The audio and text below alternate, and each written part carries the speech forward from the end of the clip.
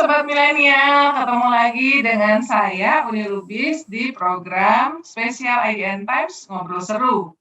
Ya, jadi kali ini ngobrol serunya spesial karena kami melakukannya juga dalam rangka membuat Indonesia Millennial Report 2022. Ya, seperti kalian ketahui bahwa sejak 2019 IDN Times menerbitkan Indonesia Millennial Report yang sudah diadopsi juga untuk menjadi laporan millennials yang kredibel oleh Akademi Ilmu Pengetahuan Indonesia. Narasumber saya kali ini adalah Soleh Ayubi, PhD. Dia adalah Chief Transformation and Digital Officer at Bio Farma Indonesia. Bio Farma ini adalah holding dari BUMN farmasi ya, yang perannya sangat besar selama pandemi karena yang memproduksi mendistribusikan vaksinasi COVID. Tapi sebelumnya udah menjadi perusahaan yang memproduksi vaksin segala macam tuh yang kayak yang selalu kita lakukan apalagi untuk anak-anak, untuk vaksin polio bahkan udah ekspor ya. Kita akan ngobrol dan juga dia adalah ketua BUMN Muda. Jadi terima kasih ya Ayub atas waktunya. Salam sehat. Thanks. Ya. Nah, jadi mulainya basically yang kamu kerjain sekarang di Bio Farma itu apa di posisi ini, Ayub? Ya, jadi kebetulan sejak 2020 ya, September 2020 saya bergabung dengan Bio Farma. Nah, awalnya itu saya ditugaskan untuk leading digitalization di Bio Farma ya. Jadi dari mulai digitalisasi di manufaktur ya, kemudian R&D, kemudian distribusi sampai ke retailnya. Nah, mungkin yang selama ini agak kurang terinformasikan bahwa Bio Farma itu holding company ya. Di bawahnya ada Kimia Farma, ada Indofarma gitu. Makanya tadi ketika saya ngomong tentang distribusi, ya ada kita punya 3 anak perusahaan yang mengurusi distribusi obat-obatan, farmasi ya, dan alat kesehatan gitu. Ketika tadi saya ngomong tentang retail ya, mungkin teman-teman lebih familiarnya adalah dengan Apotek Kimia Farma gitu. Jadi total kita itu punya sekitar 1.800 outlet yang terdiri atas apotek, klinik, dan labs di seluruh Indonesia. Jadi awalnya saya ditugaskan untuk mengurusi digitalisasi end-to-end holding farmasi. Kemudian berkembang, saya diminta juga untuk leading program transformasinya gitu. Jadi transformasi untuk pertama ya kita merespon apa yang terjadi di situasi pandemik ya. Dengan adanya pandemik kan terbuka banyak hal nih. Bagaimana misalkan kita itu masih 90% import bahan baku, bagaimana kita masih bergantung sekali ya dengan luar negeri ya untuk bahan baku maupun untuk produk-produk yang selama ini dianggap inovatif gitu ya. Sehingga dalam program transformasi ini sesuai dengan arahan dari Kementerian BUMN ya kita mulai merambah ke banyak hal, dari mulai tadi bahan baku, kemudian nanti masuk ke layanannya, masuk ke diagnostiknya, masuk ke banyak hal yang selama ini itu seperti tidak terlalu terpikirkan, tapi dengan adanya pandemik terus muncul semua gitu. Sehingga sekarang saya pegang transformasi dan juga pegang digitalisasi. Wah, ini kekinian banget posisimu.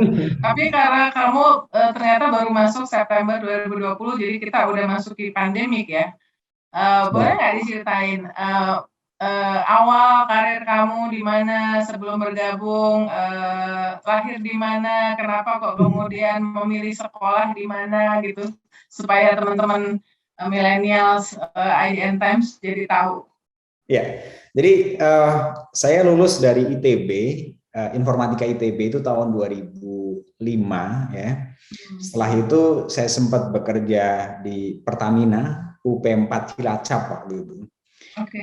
Kemudian saya mendapatkan beasiswa untuk program PhD, beasiswanya dari US Department of Defense waktu itu untuk program research, jadi lebih ke PhD yang sifatnya sambil bekerja gitu ya.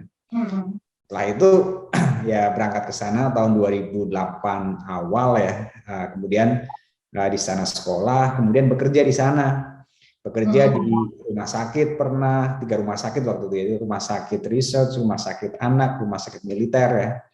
Setelah itu bergabung juga dengan United Health Group, itu perusahaan healthcare paling besar di Amerika ya, mungkin bahkan di dunia ya. Dia Fortune Top 5 waktu itu pada saat saya resign. Kemudian terakhir saya bekerja di United Health Group, jadi itu perusahaan pharmaceutical yang fokus di diabetes care. Jadi kalau teman-teman ada keluarganya yang pakai insulin, kemungkinan pakai produknya mereka. Ya, tiap malam saya nyuntik insulin karena saya diabetes. True ya. Saya bekerja untuk Novo Nordisk waktu itu di Amerika, tapi tim global. Jadi saya mungkin 40% waktu saya waktu itu kebanyakan di Eropa, jadi keliling Eropa juga karena timnya ada di Eropa, Amerika, dan di India waktu itu. Sampai ketika pandemik ya tahun 2020 ya, mungkin sekitar bulan Mei lah gitu ya, itu mulai dihubungi oleh teman-teman dari Kementerian BUMN untuk membantu mereka. Jadi diskusi sana sini dengan Pak Budi Sadikin waktu itu, beliau masih Wakil Menteri BUMN 1 ya.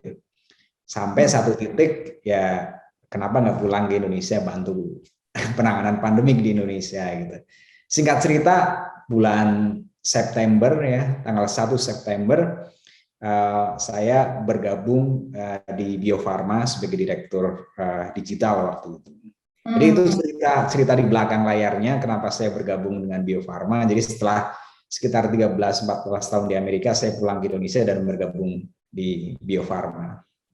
Gajinya turun nggak dari zaman kerja di Amerika sama kerja di BUMN?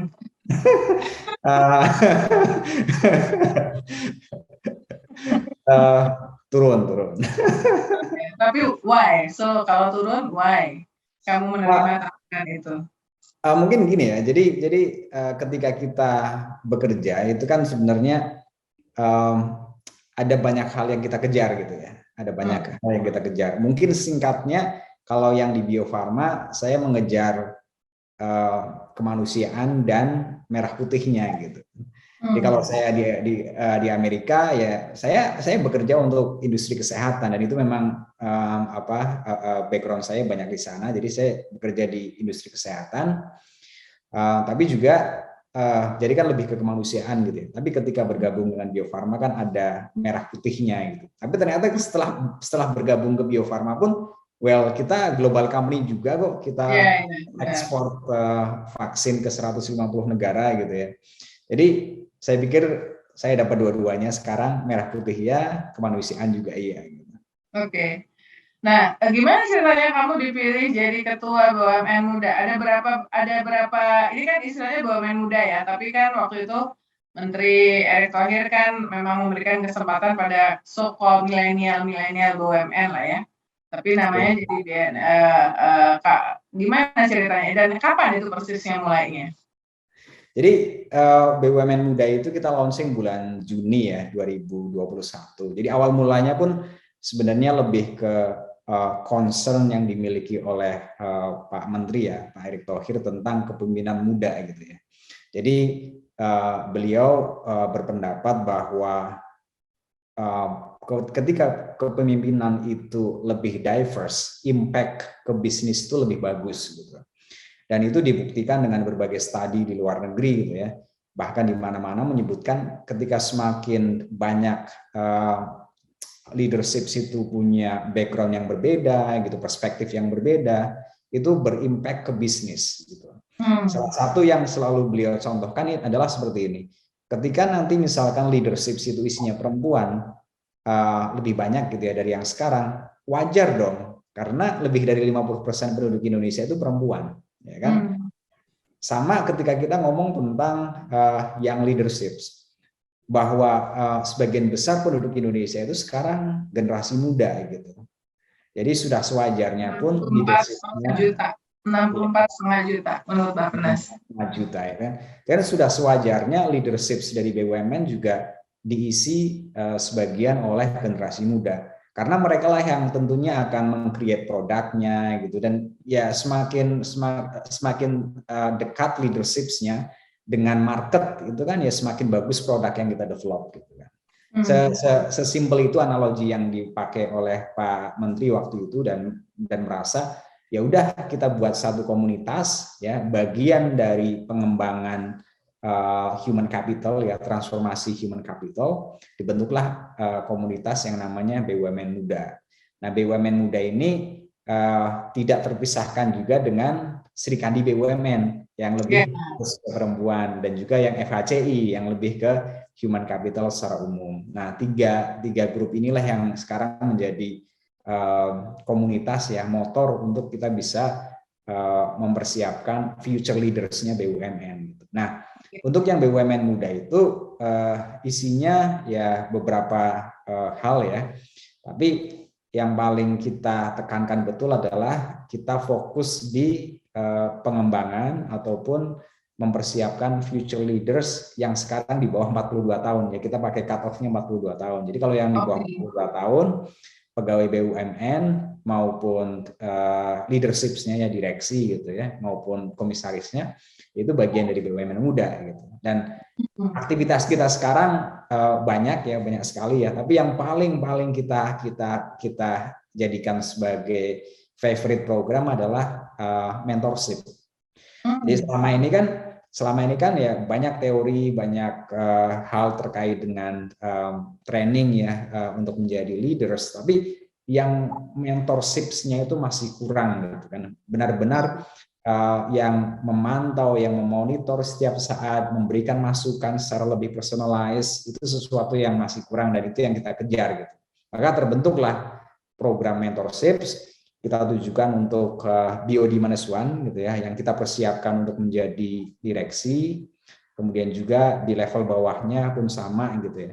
Ada mentorship yang sifatnya general untuk semuanya, ada yang per cluster, ada yang individual gitu. Dan bayangkan misalkan mentornya adalah Pak Wamen 1, Pak Wamen 2, Pak Agus Marto, kemudian juga Pak Tandri Abeng gitu. Bahkan kita juga punya mentor dari luar negeri seperti dari Google gitu, untuk memberikan mentorship dan one on one. Bayangkan misalkan BOD Management dimentori one on one oleh Pak Tandri Abeng ataupun top leadernya Google, itu kan sesuatu yang sangat bagus ya. Sekarang ada berapa ya, Ayub, jumlahnya? Kamu ingat nggak yang ada di komunitas BUMN Muda ini? Atau berapa persen dari total BUMN? Ini kan komunitas ya, jadi kita tidak formalkan pendaftarannya gitu ya, enggak. Jadi kalau yang untuk BOD, Board of Director dan juga Board of Commissioner mungkin 150-an ya. Nah, itu dari anak cucu perusahaan itu bergabung. Kemudian kalau direksinya sendiri itu sekitar direksi BUMN ya, itu sekitar 20-an ya. Terus ada direksi anak perusahaan BUMN gitu ya, anak cucu perusahaan gitu, ataupun ada yang kita sebut sebagai staf muda BUMN, kemudian ketua klaster, itu banyak sekali gitu. Jadi menyebar. Tapi tadi itu yang di level kepemimpinan udah 150-an ya? Yes, true. Nah, gimana sistem di BUMN saat ini memberikan peluang bagi milenial untuk berkembang? Boleh nggak diceritain? Ya, ini kan bukan sesuatu yang unik ya. Ini bukan hanya BUMN, tapi di hampir semua perusahaan pun, terutama di Indonesia, melihat value-nya anak muda kan sudah jauh lebih bagus lah ya. Kalau kita compare misalkan 10 tahun yang lalu, tentu berbeda gitu. Sekarang kita punya leader seperti Pak Jokowi, kemudian Pak Erick Thohir, Pak Nadiem, itu kan generasi-generasi yang sebenarnya muda banget. Itu nggak akan kejadian di Indonesia mungkin 15-10 tahun yang lalu gitu ya. Ini kejadian sekarang gitu. Pun sama dengan BUMN. Coba misalkan sekarang ada direksi-direksi yang umurnya antara 30 sampai 40 tahun gitu, dan pegang posisi yang sangat strategis gitu. Jadi pun sama ya, kalau kita turunkan lagi ya, BOD -1 sekarang yang berumur 30-40 tahun banyak gitu, dan mereka bukan hanya sekedar muda ya, bukan hanya umurnya yang apa yang ditonjolkan, tapi mereka punya kontribusi yang luar biasa gitu. Salah satu contohnya yang pengen saya sebutkan di sini misalkan Mbak Vivi ya, Mbak Vivi itu Direktur Keuangannya BRI, umur 40 tahun ya, dan kita lihat historinya kan tahun lalu ya, BRI itu melakukan right issue terbesar dalam sejarahnya Indonesia, dan berapa 92 triliun kalau nggak salah. Nah, perannya Mbak Vivi sebagai Direktur Keuangan kan sangat sentral di sana ya, dalam right issue ini. Jadi di bawah kepemimpinan beliau yang masih muda, yang tapi sangat matang, sangat mature gitu ya, dan berhasil melakukan itu gitu ya. Atau misalkan contoh yang saya ingin sebutkan juga, Mas Argo itu Direktur BRI ya, jaringannya BRI ya. Itu juga BRI. ya, dia yang membangun BRI Link ya, yang apa, agen-agen BRI yang di seluruh Indonesia yang jumlahnya hampir setengah juta kalau nggak salah. Itu Mas Argo juga di bawah 41 tahun gitu. Atau contoh yang lain lagi adalah Mas Fajrin gitu. Siapa yang nggak kenal foundernya Bukalapak gitu kan ya, sekarang di Telkom gitu. Jadi bukan hanya sekedar anak muda, tapi memang punya kapabilitas gitu. Dan sekarang pun di BUMN memberikan dampak yang luar biasa gitu. Jadi menurut saya apa sekarang itu ya sudah tidak bisa dipisahkan sebenarnya BUMN ataupun leadership gitu dengan anak muda, karena sudah menyatu di sana. Waktunya juga ya, it's about time ya. Oke. Nah, dari pengalaman kamu bekerja ya, apakah itu sebelum di BUMN, karena waktu yang di perusahaan health global di Amerika itu, dan juga sekarang, apa sih dalam keseharian yang membedakan antara aspirasi dan keseharian generasi milenial dengan generasi sebelumnya, katakanlah Gen dan X lah. Kamu kan ngalamin pasti peer to peer kamu kan udah ada Gen X ya, kemudian Gen milenial. Nah, ini mungkin saya nyebutnya muda gitu ya, karena di BUMN pun sekarang kalau nggak salah sudah tahun kedua ya kita punya Gen Z yang masuk ya. Iya, udah 2 tahunan lah, benar 2 tahun. Ya kan, itulah salah satu alasan kenapa kita juga. Jadi sebelum saya gabung dengan BUMN itu ada, sebelum kita membangun BUMN muda ya, itu ada namanya kalau nggak salah BUMN millennials. Tapi kita sepakat untuk kita ubah aja menjadi muda ya, karena sudah ada Gen Z ya. Dan kita juga pengen menekankan betul kata mudanya gitu, karena muda itu kan menunjukkan semangat, menunjukkan dinamis dan seterusnya ya. Tapi terkait tadi ya, kalau saya melihat ya, mungkin juga teman-teman bisa melihat bahwa ada yang unik terkait dengan generasi milenial maupun generasi Z ini ya. Pertama, dari sisi teknologi itu bagian yang tidak terpisahkan dari mereka gitu. Coba lihat teman-teman generasi milenial sama Gen Z pegang laptop ya, pegang HP itu udah berbeda dengan generasi sebelumnya ketika pegang itu gitu. Itu kayak jadi bagian dari tubuhnya mereka gitu. Dan itulah yang kalau kita turunkan lebih detail lagi ya, itu dari cara berpikirnya mereka ya, digital mindset lah mungkin istilah yang kita gunakan. Itu luar biasa. Mereka melihat sesuatu, melihat segala problem itu mereka pengen selesaikan dengan pendekatan teknologi. Dan beruntungnya kita ya, kita nggak kurang problem. Kita punya problem ekonomi yang jumlahnya luar biasa. Problem di bidang edukasi sama jumlahnya luar biasa banyak. Problem di industri kesehatan sama gitu ya. Dan ketika saya ketemu dengan anak-anak muda ini, mereka selalu melihat dari perspektif, bisa nggak ya kita selesaikan dengan teknologi, gitu kan? Akses terhadap dokter, bisa nggak kita selesaikan dengan teknologi? Muncullah Halodoc, Halodokter dan seterusnya. Kemudian yang lain, ketika misalkan akses terhadap terhadap pendidikan, education, muncullah berbagai apps ya, termasuk yang dari Kementerian Pendidikan juga muncul gitu. Nah, itu yang saya lihat dari anak muda. Tapi ada satu hal lagi yang saya pengen share di sini adalah mereka menggunakan, jadi mereka lebih mengejar meaningful works dibanding dengan hal lain. Kalau mungkin generasi-generasi sebelumnya gitu ya, ketika melamar pekerjaan itu akan melihat apakah ini BUMN apa bukan, apakah ini perusahaan besar apa bukan, gajinya berapa dan seterusnya gitu ya. Tapi sekarang mereka itu anak-anak muda yang saya temui itu mereka nyari meaningful works. Jadi apakah nanti saya punya sumbangsih yang signifikan enggak gitu ya. Ini mungkin itu yang saya temui ya, terutama di misalkan di Bio Farma gitu ya. Ketika kita melakukan opening jobs gitu ya, aplikan-aplikan yang saya temui, yang saya tanyakan itu mereka saya pengen terlibat di dalam penanggulangan pandemik. Yes. Saya nggak terlalu peduli gaji saya berapa. Saya pengen terlibat di dalam modernisasi sistem kesehatan Indonesia. Saya nggak peduli posisi saya apa, apakah saya pegawai tetap apa bukan, gaji saya berapa. Itu sangat unik ya generasi yang ini gitu ya. Ini saya lihat fenomena tersebut. Jadi sesuatu yang menurut saya sangat unik dan sangat bagus di generasi muda ya gitu ya. Kemudian yang terakhir nih, saya melihat bahwa mereka pengen bahwa di dalam aktivitas pekerjaan juga ada having fun-nya gitu. Jadi having fun itu tidak bisa dipisahkan dengan kehidupan. Jadi ini bagi yang disebut sering work and life balance. Work and life saya balance. mau tanya ke kamu juga, gimana tuh? work and life balance kebetulan ketika saya di Amerika itu ya sesuatu yang sangat diapresiasi ya, sesuatu yang standar di perusahaan di luar negeri ya, apalagi misalnya perusahaan Eropa. Novo Nordisk itu perusahaan Eropa yang sangat menghargai itu ya, bahkan menurut saya lebih dibanding dengan perusahaan Amerika gitu ya.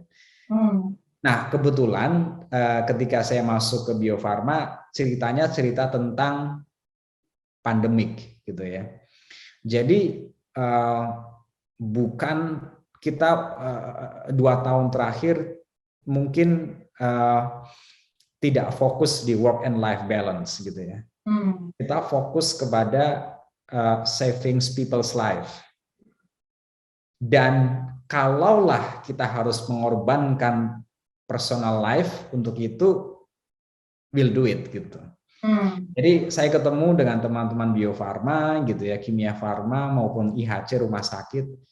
They sacrifice many things ya, they sacrifice their personal life untuk penanggulangan pandemik. Kerja dari subuh sampai tengah malam itu saya lihat sangat umum ya 2 tahun terakhir di teman-teman industri kesehatan. Dan ketika saya tanya tentang work-life balance, mereka bilang bahwa fokus saya adalah saving people's life gitu. Jadi dan mereka happy dengan itu dan mereka punya kepuasan terhadap posisi mereka sekarang walaupun mereka sacrifice personal life-nya mereka gitu. Yang misalkan Sabtu Minggu harusnya mereka itu enjoy spending time, relax dan seterusnya. No, they have been working. They have been working around the clock gitu ya. 24 jam sehari kasarnya ya. Tapi mereka happy gitu. Dan menurut saya memang ada situasi tertentu, ada kondisi tertentu ketika work and life balance ini dikompensasi dengan meaningful work gitu. Itu yang saya lihat sih. Dan luar biasa lah anak-anak muda yang mereka straight from the college gitu ya, tapi kerja yaitu saya bilang dari subuh sampai tengah malam itu mereka lakukan dan mereka happy banget. Ketika misalkan taruhlah ini ya tahun kemarin itu this is the first time in Indonesia history ya kita itu deliver more than 300 million doses of vaksin ya. Itu historical breakthrough. Sebelumnya di tahun 2018-2017 ya ketika kita punya outbreak difteri ya itu mungkin hanya 170-an juta dosis. Tapi tahun kemarin aja untuk COVID saja itu kita 300 juta dosis. Itu historical breakthrough gitu ya. As of yesterday, kita itu 350 juta dosis vaksin.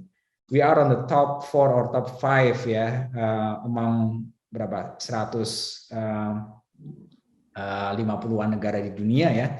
Kita itu top 4 or top 5 untuk urusan vaksinasi COVID-19 gitu ya. Dan teman-teman yang saya temui gitu ya, mereka yang bekerja 24 jam memantau comment center distribusi vaksin, itu buat mereka pencapaian yang akan menjadi cerita hidup mereka gitu. Iya. Jadi ini kan memang ingin terlibat dalam sejarah lah, sejarah umat manusia yang luar biasa besar ya. The biggest pandemic in the last 150 years kata ahli-ahli kan. Oke. Tadi sebelumnya kamu sempat ngomong yang terakhir itu having fun ya, turn to having. Kalau kamu sendiri having fun-nya itu apa gitu? Buat saya sih ketika saya dengar ya bahwa kita itu kerja 24 jam tapi terus ternyata misalkan dengar bahwa oh ya kita mendistribusikan vaksin ke seluruh Indonesia gitu ya. Itu sesuatu yang kadang-kadang kita celebrate dengan sesuatu yang simple. Jadi beli kopi, minum kopi bareng-bareng, having break, just 1 hour gitu ya. Kemudian ada yang karaokean, ada yang apa, itu sesuatu yang menurut saya happiness ya, sesuatu yang kita anggap sebagai having fun ya. Hanya untuk jadi sesuai dengan hashtag bahagia itu sederhana gitu ya. Minum kopi sama teman aja udah bikin happy ya. Kayak gini ya, misalkan saya ketemu dengan Uni Lubis nih, belum pernah ketemu sebelumnya, ngomong sesuatu yang sangat meaningful kayak gini, it's having fun gitu ya, menurut saya sih. Dan memang tadi sederhana, bahagia itu sederhana. Kita harus pinter-pinter nyari momen, walaupun semenit 2 menit untuk nyari momen-momen yang membuat kita bahagia. Dan satu hal ya, bahagia itu impact-nya luar biasa ke immune system. Betul. Lu penting banget gitu. Selama pandemi bisa berjemur pagi harinya happy banget rasanya. Oke, tetapi gini, aku sekalian mau nanya, 2 tahun terakhir selama pandemik ya, kapan dan dalam bentuk apa itu the happiest moment in your life in the last 2 years of pandemic in Indonesia? Jadi ada momen ketika Delta menyerang ya itu kan, di fase tengah tahun ya, itu cukup Juni Juli ya, itu cukup membuat semua orang itu kayak dalam fase yang is this big gitu ya. Jadi kayak kita di fase kita bisa nggak ya overcome situasi yang seberat ini gitu. Terus apakah kita akan melihat yang lebih berat dari ini gitu ya. Kemudian di fase bulan September, Oktober itu mulai muncul data-data yang menunjukkan bahwa declining very fast gitu ya. Dan mulai muncul juga bahwa mortality ya, fatality itu sangat berkurang, sangat kecil ya di kelompok orang-orang yang sudah divaksin. Itu buat saya, saya pulang dalam tanda petik meninggalkan kehidupan di luar negeri gitu ya untuk bergabung ke Indonesia. Saya merasa bahwa ya payback-nya ini gitu ya. Bahwa oh ya saya terlibat aktif, saya menjadi bagian penting dari distribusi vaksin ya, pengadaan dan distribusi vaksin dan saving people's life ya. Itu one of the I think the most happiest time for me gitu ya, maksudnya saya making impact itu buat saya bahagia banget sih. Sempat liburan nggak sih, Ayu kamu 2 tahun ini ya gitu like getaways 2-3 hari, sempat nggak ngalamin? Saya ngalamin 2 kali doang, saya takut, dan itu hanya sesudah vaksinasi 2 kali ya. Saya mendarat itu hari Minggu di akhir bulan Agustus ya, hari Minggu kalau nggak salah tanggal 31 gitu kalau nggak salah. 31 Agustus hari Minggu jam sampai rumah di Plaza jam 7 pagi itu saya meeting. Dan since that day ya nggak pernah libur. Tapi saya nyoba cari momen-momen untuk recharge gitu ya. Jadi mungkin banyak orang sih nggak seperti saya, nggak cuma saya, tapi pasti banyak puluhan ribu orang yang mengalami juga ya.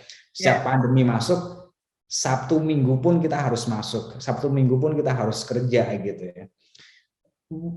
Non-stop gitu ya. Tapi saya cari momen-momen untuk bahagia, misalkan pada saat saya meeting gitu ya di Bali gitu ya, harus ke Bali, saya coba bawa keluarga saya ke sana gitu, spending habis subuh jalan Quality di time ya. pantai gitu ya. Ya, renang di pantai gitu. Jam 6 sampai jam 7, that's good gitu. Kemudian balik kerja lagi, sorenya ada kesempatan ya main lagi gitu. Kita nyari momen-momen seperti itulah. Kalau enggak juga akan terlalu stressful ya, impact-nya kan ke kita juga gitu ya. Buat saya sih momen-momen sejam 2 jam itu untuk recharging sebenarnya, untuk kita break and then recharge the energy gitu ya, dan kembali dengan energi yang lebih besar lagi gitu.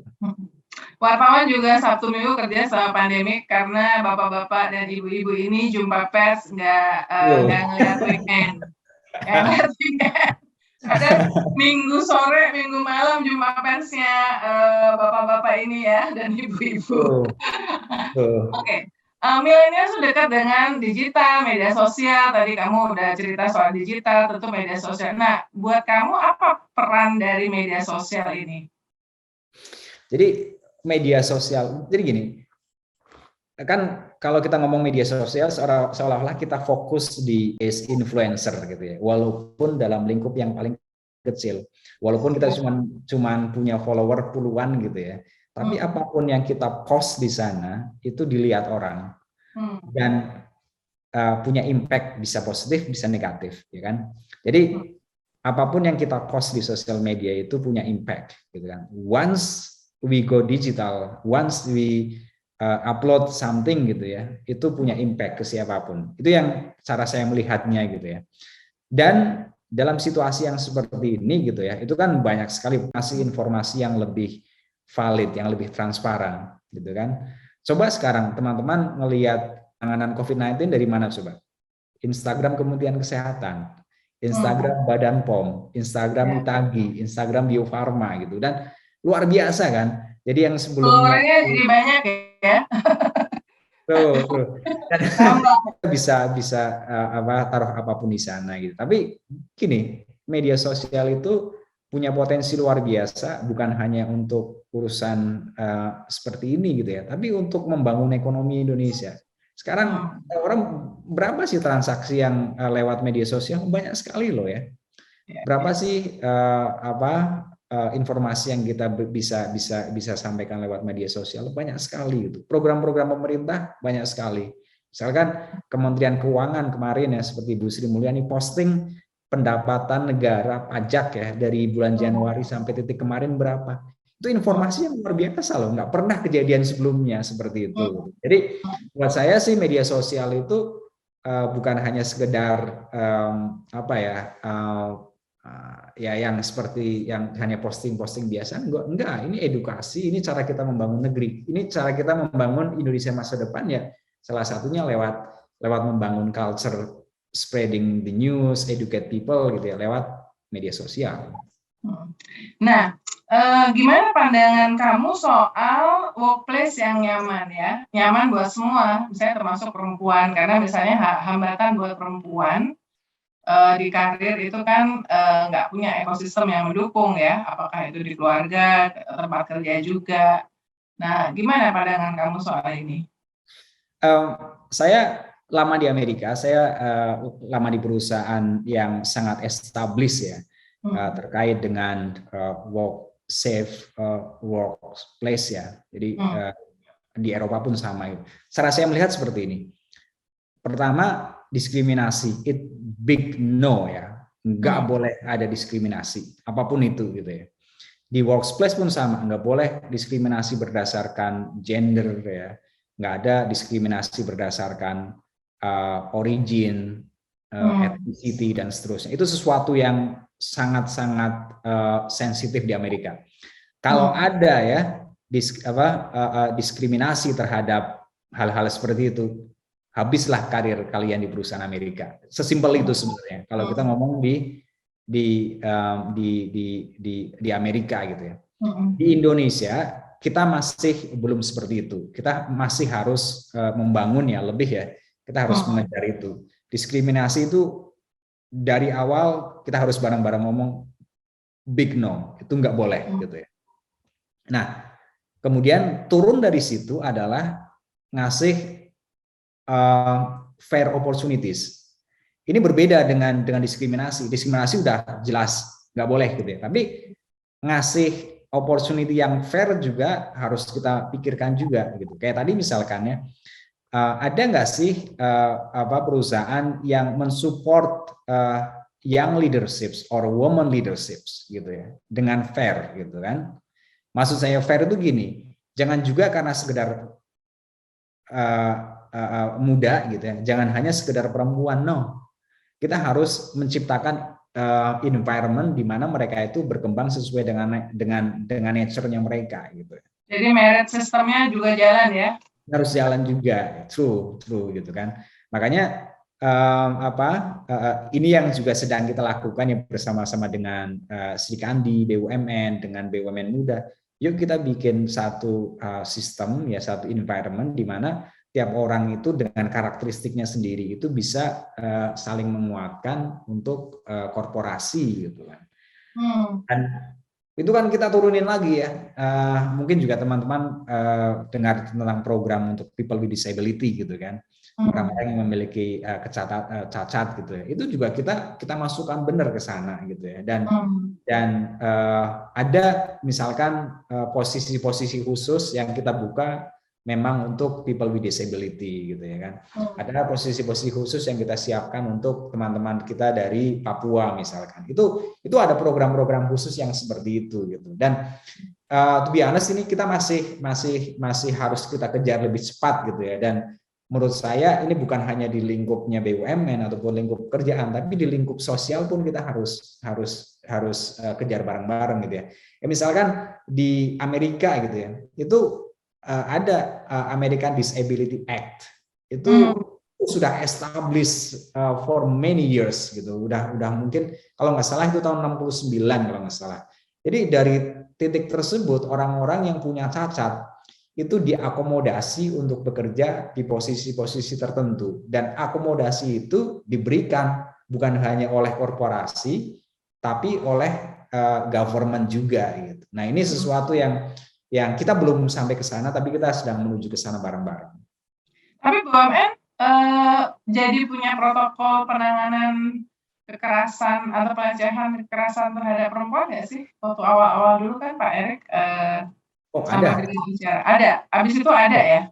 Ada.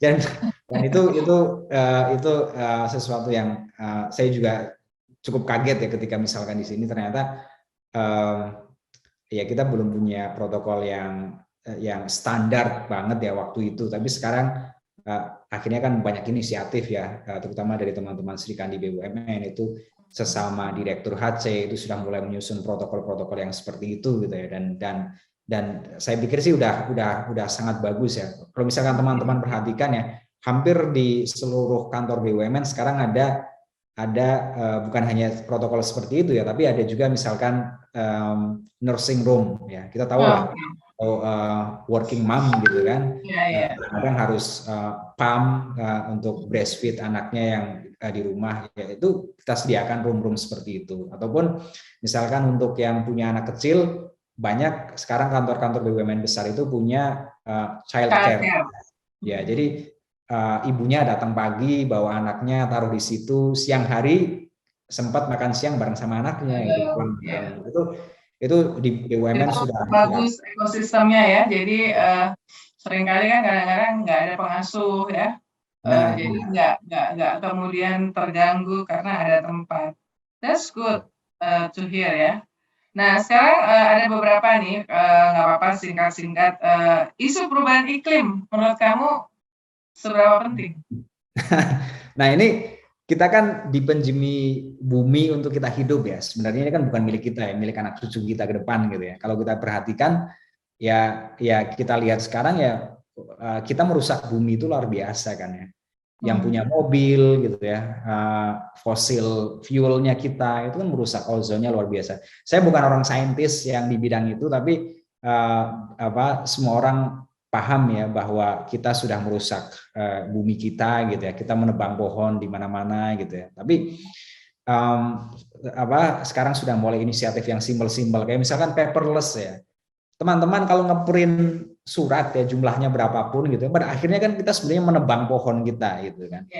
Ya kita mulai bergerak ke arah paperless ke sana gitu. Kemudian kalau kita ngomong yang inisiatif yang lebih besar lagi kan kayak misalkan yang seperti yang disampaikan oleh Pak Jokowi beberapa hari yang lalu ya, terkait dengan carbon free 2060 gitu ya kan. Itu sesuatu yang menurut saya tiap orang itu punya inisiatif untuk bisa bergerak ke sana. Dan di Pertamina pun ada, sekarang ada Pertamina Power Indonesia yang memang fokus di green energy or renewable energy ya. Itu menurut saya inisiatif yang sangat serius.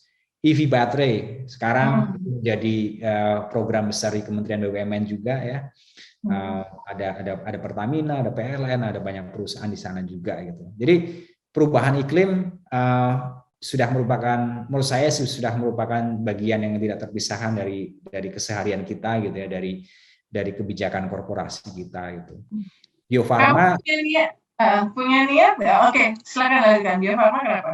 Ya, Bio Farma sedang membangun satu manufacturing facility di Karawang ya. Itu akan menjadi one of the most modern pharmaceutical manufacturing facility di Indonesia, bahkan mungkin Southeast Asia ya. Dan kita akan mencoba semaksimal mungkin menggunakan renewable energy gitu ya. Kita sedang komunikasi dengan beberapa BUMN lain termasuk Pertamina Power Indonesia gitu untuk membuat manufacturing facilities yang memang environment friendly. Oke. Berarti saya nggak perlu nanya yang kedua soal transisi energi, tapi saya pengen tahu kamu tuh berminat nggak sih untuk berubah dan kemudian menggunakan kendaraan listrik kalau memang ternyata itu sudah ada dan terjangkau di Indonesia? Oh pasti pasti ya. Tapi memang tadi terjangkau itu menjadi kata kunci ya, karena memang kalau kita perhatikan sekarang harganya masih lumayan tinggi ya compare to fuel fosil ya, yang fosil gitu.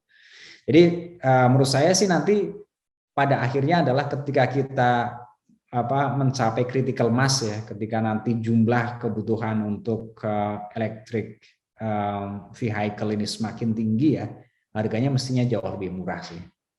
Oke. Ayo, kamu punya berapa handphone? Saya punya 2. Oke. Konsumsi informasi kebanyakan dari mana? Apakah masih baca koran atau apa? Ya, bisa dari mana? Saya punya langganan koran, saya punya langganan majalah ya. Saya juga punya mailing list ya, kayak misalkan HBR gitu ya.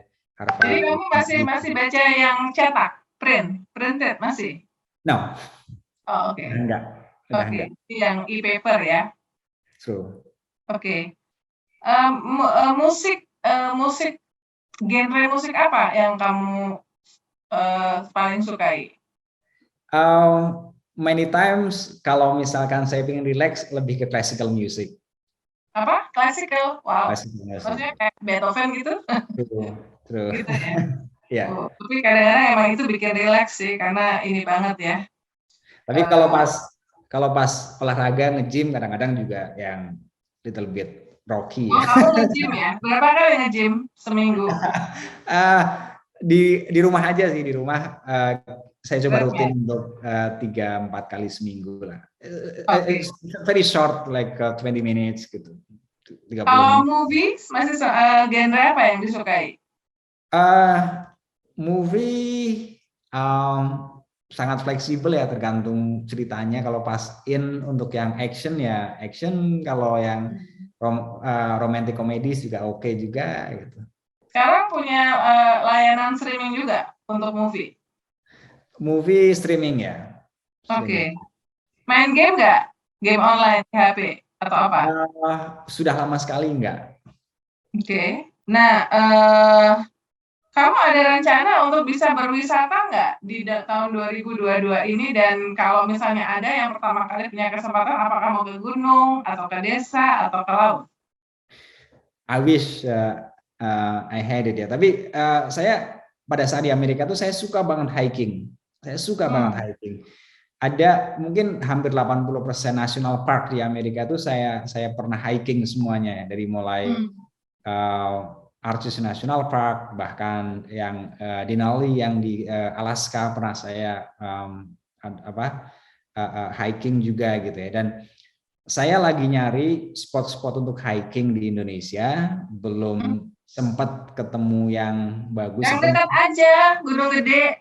Tuh, itu saya dengar juga banyak di daerah Sentul, di Bogor, tapi belum sempat untuk Itu hiking. sebenarnya bisa setengah hari kalau yang trekking di Sentul itu yang kayak cuma 5 jam gitu, udah selesai bisa kok.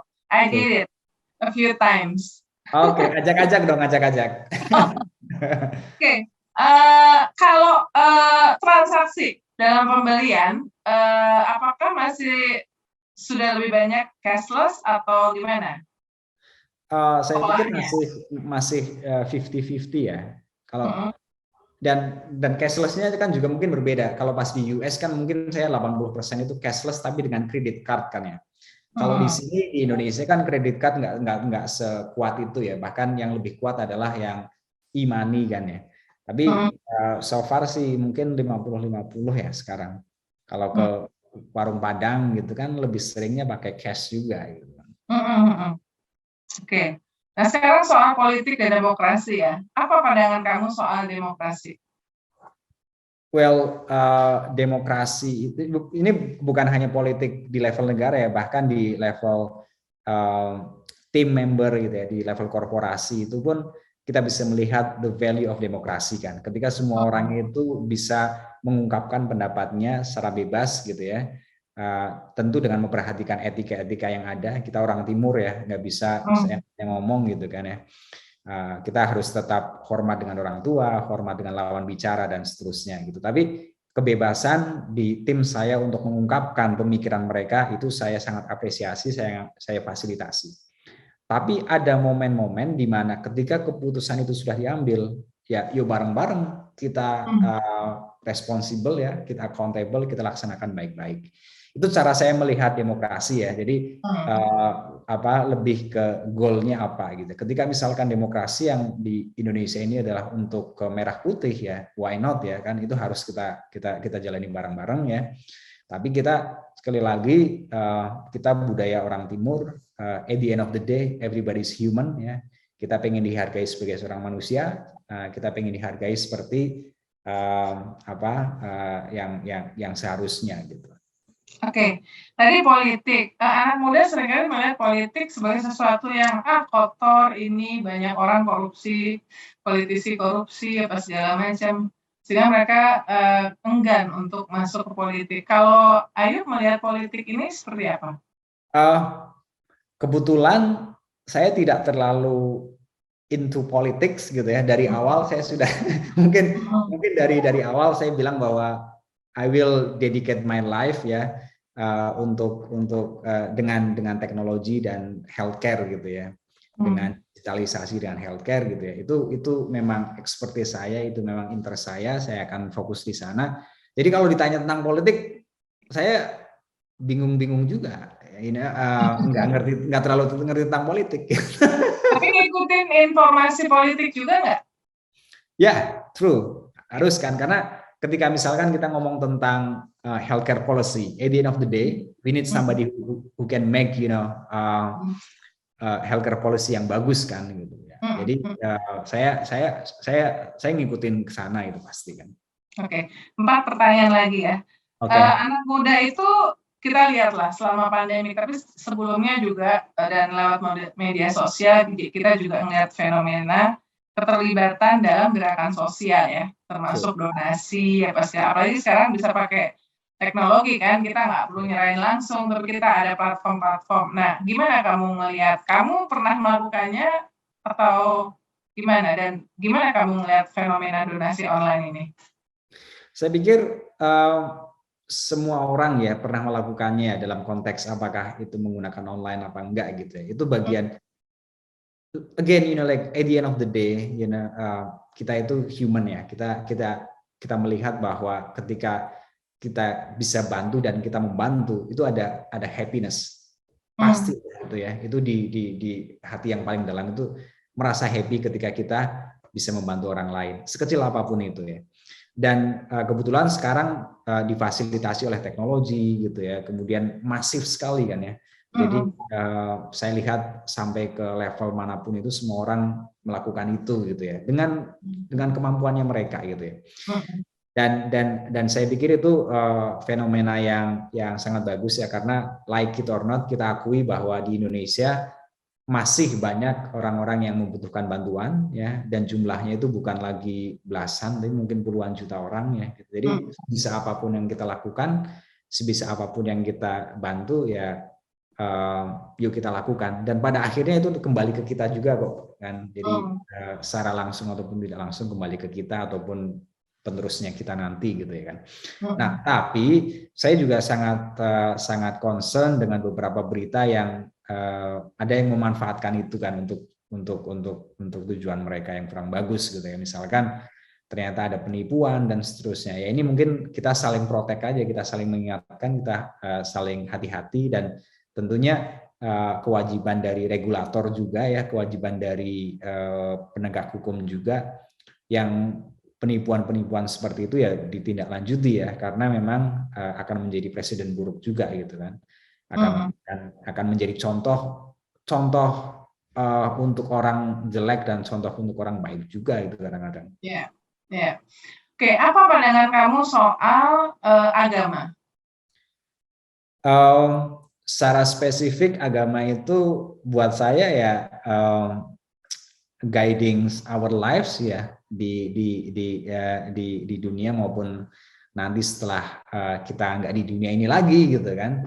Dan saya pikir banyak hal di negara ini, di kehidupan kita itu di-drive oleh itu tadi gitu ya. Dan buat saya ketika kita mempraktekkan ajaran yang ada gitu ya, itu saya seorang Muslim, saya mengikuti ajaran Muslim, saya pasti akan merasa lebih nyaman dalam kehidupan sehari-hari gitu ya, dan merasakan happiness juga ketika kita mengikuti ataupun menjalankan ajaran agama kita gitu. Dan terlebih lagi kalau misalkan kita bisa lihat juga impact-nya ke orang lain gitu ya. Kalau dia di agama Islam kan hablum minan nas ya, itu ketika itu ada alignment di sana, it's happiness gitu. At the end of the day juga kita nyarinya hal-hal seperti itu kan. Kita happy bantu orang, kita happy melaksanakan perintah agama, kita happy untuk menyelamatkan nyawa orang gitu, pagi sampai malam bekerja gitu. Itu kan kalau diniatkan sebagai bagian dari menjalankan perintah agama ya dapat dua lah ya, di dunia dapat, yang bermanfaat itu kan ibadah ya. Tuh. Gitu ya. Oke. Apa pandangan kamu soal family values? Keluarga. Family values ya. Ini lebih pengalaman pribadi juga ya. Jadi siapa Soleh Ayyubi sekarang terbentuk dari value family yang dibentuk oleh bapak saya dan ibu saya gitu kan. Karena mereka menekankan betul tentang kejujuran, menekankan betul tentang menjadi orang baik, bermanfaat buat sesama, bekerja keras, kemudian punya prinsip hidup yang dipegang dan seterusnya. Itulah yang membentuk siapa saya sekarang gitu. Pun sama ya, saya pikir juga value tersebut saya ingin terapkan di keluarga saya dan seterusnya gitu. Jadi buat saya family value itu yang akan mendrive pada akhirnya as a collective ya, itu yang akan membentuk value dari sebuah negara gitu kan. Itu dari mulai yang family nanti masuk ke korporasi gitu ya, itu pun ada corporate value ya. Misalkan sekarang yang di BUMN ditekankan betul kan konsep akhlak ya, itu value akhlak ditekankan betul di BUMN gitu. Dan pada akhirnya pun nanti ada banyak sinkronisasi di sana gitu ya. Kayak misalkan value di keluarga saya gitu, saling bantu gitu. dengan saudara, apalagi saudara satu darah saling bantu gitu tanpa hitung-hitungan gitu. Kalau kita tarik ke corporate value ya kolaboratif kan. Gitu. Kolaborasi. Tuh, kan? Jadi itu menurut saya sih pada akhirnya apa yang membentuk diri kita, keluarga kita, ataupun korporat kita ataupun negara kita ya dimulainya dari bagaimana cara kita menanamkan value dan value apa yang ditanamkan di keluarga kita. Ada nggak impian atau cita-cita Ayub yang belum kesampaian personal atau dalam career wise? Oh, pertanyaannya susah sekali. Namanya mimpi ya, siapa tahu didengar nih kan. Mimpi kan doa. Saya kebetulan orangnya cukup mengalir saja gitu ya. Saya nggak, pada saat saya kuliah di ITB waktu itu ya, saya tuh nggak pernah memikirkan untuk kuliah di Amerika, stay sekian tahun di Amerika, enggak juga itu ya. Jadi alhamdulillah pas ada opportunity, saya pas siap, saya masuk ke sana gitu ya. Pun sama ketika misalkan kemarin ya, di awal tahun 2020, saya itu nggak pernah punya mimpi sekecil apapun untuk bekerja di BUMN.